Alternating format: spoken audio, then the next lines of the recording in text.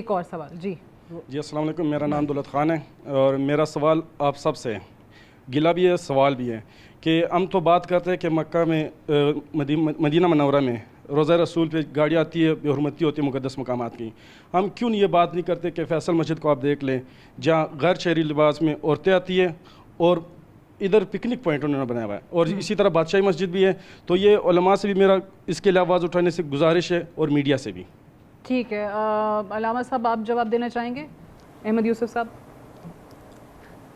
جی بسم اللہ الرحمن الرحیم. جی بالکل ٹھیک بات ہے، اور جو انہوں نے کہا کہ عورتیں بے پردہ ہو کر بادشاہی مسجد میں آتی ہیں، اور جب سے میرے خیال سے سوشل میڈیا کو عروج ملا ہے تو ہم دیکھتے ہیں کہ جتنے بھی مقدس مقامات ہیں سب کے تقدس کی پامالی یوں ہو رہی ہے کہ وہاں پر ویڈیوز بنائی جا رہی ہیں، ٹک ٹاک بنائی جا رہی ہے، اور اس بات کا بالکل لحاظ اور خیال نہیں کیا جا رہا کہ اس جگہ کا تقدس کیا ہے. عورتیں بے پردہ ہیں اور جو بھی معاملات ہیں وہ سب ہمارے سامنے ہیں. تو دیکھیں سب سے پہلی بات تو اس میں یہ ذہن میں رکھنی چاہیے کہ عورت کا بے پردہ ہونا اور اس طرح کا فحاشی اور عریانی کا ماحول ہونا یہ صرف مسجد کی حدود میں منع نہیں ہے، مسجد میں تو بدرجہ اولا ہی منع ہے، لیکن یہ ہر جگہ منع ہے. اگر عورت ہمارے یہاں بے پردہ ہو کر بازاروں میں جا رہی ہے تو وہ بھی اتنا ہی برا ہے جتنا اس کا بادشاہی مسجد میں اس طرح آنا. اگر عورت ہمارے یہاں با پردہ ہو کر جو ہے وہ اپنے ایجوکیشن انسٹیٹیوٹس میں جا رہی ہے تو وہ بھی اتنا ہی برا ہے. ٹھیک ہے، ہاں مسجد کا ظاہر ہے تقدس اور ہے، وہاں تو اور بھی زیادہ احتیاط کی ضرورت ہے، لیکن جو اللہ تبارک و تعالیٰ کے جو احکامات ہیں نا وہ ایبسلیوٹ ہیں اور ہمیں انہیں ہر جگہ فالو کرنا ہے. ہماری پرابلم یہ ہے کہ ہم نے اپنی خواہشات کے مطابق ان احکامات کو جو ہے وہ لے لیا ہے. جہاں ہمارا دل چاہتا ہے وہاں ہم اسے فالو کرتے ہیں، جہاں ہمارا دل نہیں چاہتا وہاں ہم اسے فالو نہیں کرتے. تو ہمیں چاہیے کہ ہم ہر جگہ جو ہے وہ ان احکامات کو فالو کریں، چاہے وہ مسجد ہو، چاہے وہ بازار ہو، چاہے وہ ایجوکیشن انسٹیٹیوٹ ہو، چاہے وہ کوئی بھی جگہ ہو. صحیح ہے، آپ نے جس طرح سے کہا کہ وہ سوشل میڈیا کا دور ہے، ٹک ٹاک پہ ویڈیوز چل رہی ہیں، کافی جگہوں پہ سوشل میڈیا پہ آپ کو نظر آ رہا ہوتا ہے.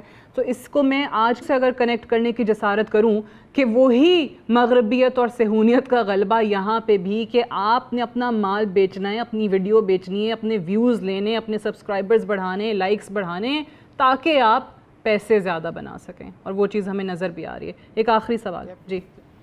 میرا نام محمد سعد ہے اور میرا کوسچن یہ ہے کہ جو سے ہم ایز اے اسٹوڈنٹ ہم کیا رول ادا کر سکتے ہیں. لائک آپ نے دیکھا ہوگا کہ اسرائیلی پروڈکٹس وغیرہ کے بارے میں لوگ کہتے ہیں کہ ان کا بائک آؤٹ کرنا چاہیے، لائک پیپسی وغیرہ اس طرح کی چیزیں.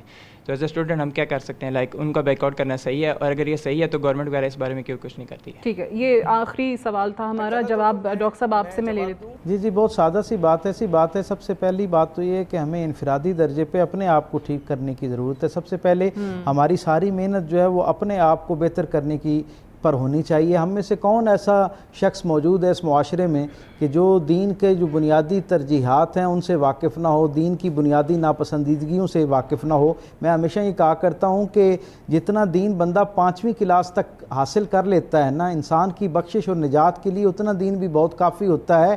شرط یہ ہے کہ وہ دین آپ کے اور میرے عمل کا حصہ بنے.